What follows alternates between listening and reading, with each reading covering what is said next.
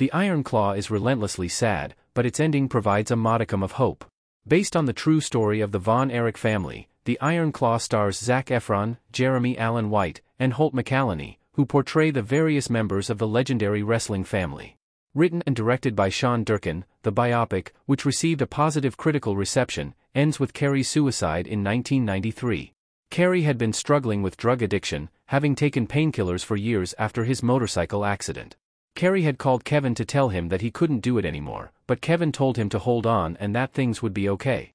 Kevin couldn't come to him at that moment, but he called their father, Fritz Von Erich. Kerry uses the very gun he gifted Fritz for Christmas to die by suicide beneath the tree in the front yard of the boy's childhood home. Kevin finds Kerry and carries him back into the house. After his brother's death, Kevin decides to sell his father's company so that he can afford a better life for his growing family with Pam. Fritz is angry with Kevin, but after losing all of his brothers, Kevin is less bothered by his father's ire.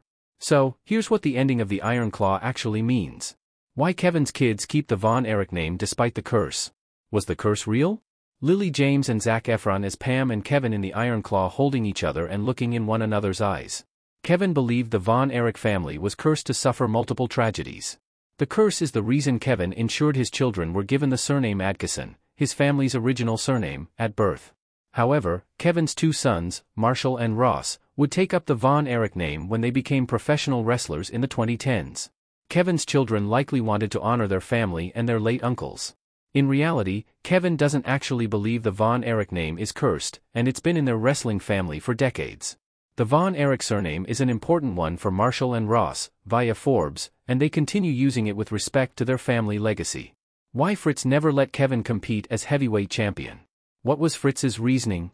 Kevin kept getting passed over to compete as heavyweight champion despite training the most for it. Fritz chose David over Kevin, however, because he believed him to be stronger and able to do things Kevin couldn't.